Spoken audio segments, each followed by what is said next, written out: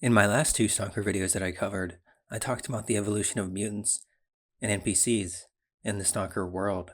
To hone in on the mutant video for a second, more specifically, I talked about fleshes that could talk, which is as fascinating an idea as it is. This isn't where GSC ended it.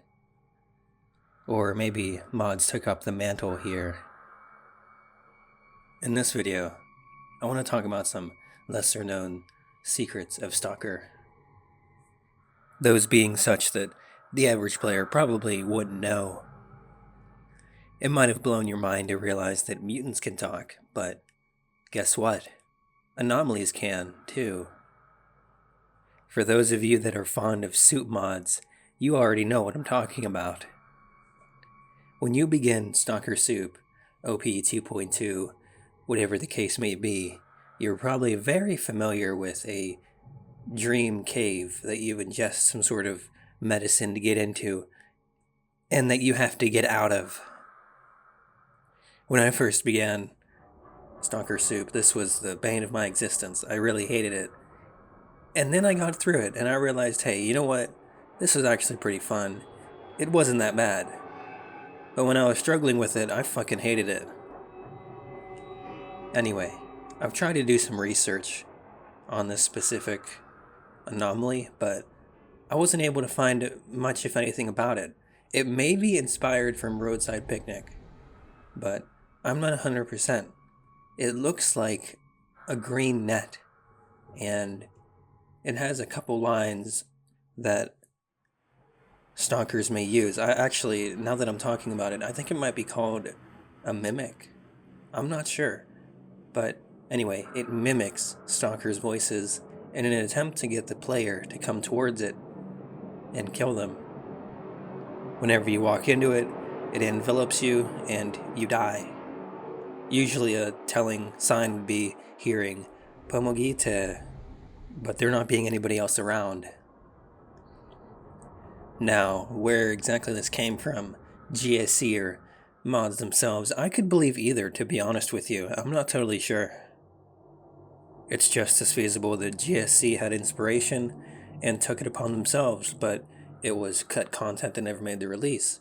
Or, alternatively, that it was within the mantle of mods, soup mods, that went off the hinges and off the rails and just kept going and going and going, making their own ideas as they go along. Either way, now you're aware of the fact that 95% of everything in Stalker is able to vocalize. On to fact number 2.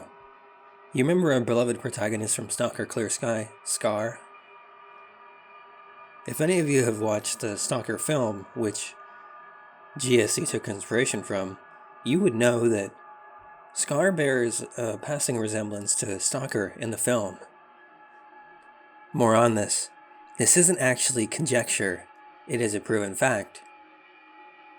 I believe it was the creative director that said, personally, that Scar was developed with Stalker in mind.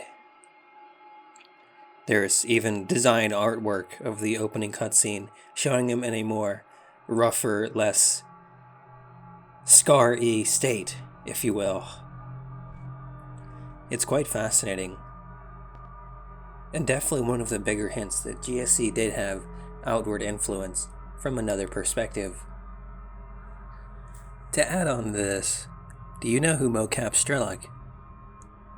There might be a bit of confusion regarding Strelok because he sounds different in Shadow of Chernobyl versus Clear Sky, as well as Call of Pripyat, but I'm sure you would be very shocked to hear that Strelok is actually delivered to us by Vincent Stone, an Australian singer. Isn't that fascinating? Moreover, I do wonder how that came to be, and how we didn't have someone more Eastern European fill that role, but rather somebody across the world. If anything, it's rather inspiring. And if Vincent Stone is in the spotlight, as you would probably expect from a singer, it makes sense he couldn't come back or was too expensive for GSC to hire again, whatever the case may be. This is why, if you pay close attention, you might hear in Clear Sky one of the regular Stalker voice actors pick up the role for Strelok whenever he talks to us as we chase him. And for our fourth and final fact, loners aren't really meant to be seen as a faction. This might seem like common sense, but allow me to dig into it a little. Much like the ecologists, who really shouldn't be regarded as a faction and more part of the military, you could even call them contractors even, but they're not really meant to be their own faction.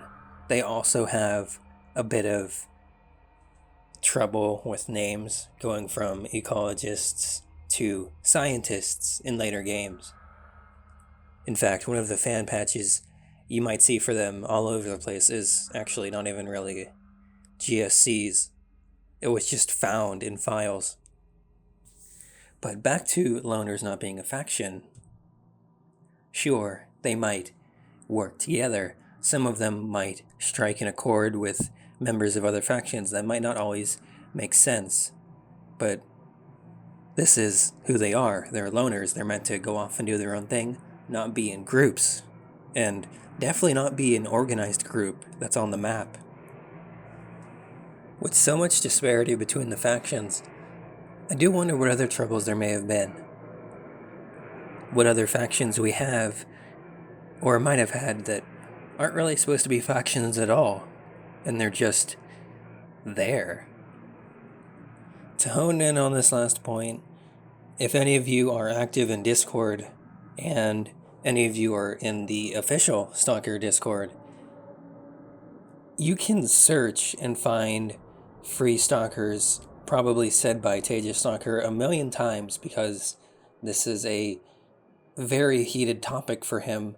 What I gathered is that free Stalker is actually a mistranslation, according to him, and it just gained popularity and they kept it. Tejas Stalker does, however, agree that loners aren't supposed to be a faction. That's why they're... After all, that's why they're called loners. They're alone. However, he kind of spurred out and started going over different terms and whatnot, and it really felt very personal for him. So I think he definitely took it to heart. If any of you wish to like, dislike, comment, do so. If, for example, the topic of free stalkers just totally fucking infuriates you, you know what? Please say why. I'm curious to see. Anyways, I'm out. Here's to the next one.